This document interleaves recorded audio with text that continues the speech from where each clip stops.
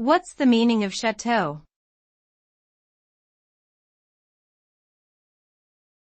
Chateau.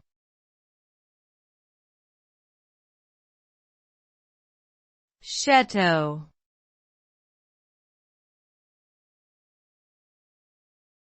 Chateau.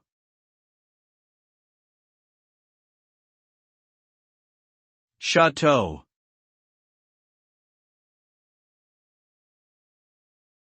Chateau is a French word that means castle or manor house.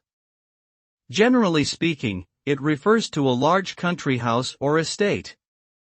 These properties are typically distinguished by their size and luxury, and they often feature ornate decorations and architectural details.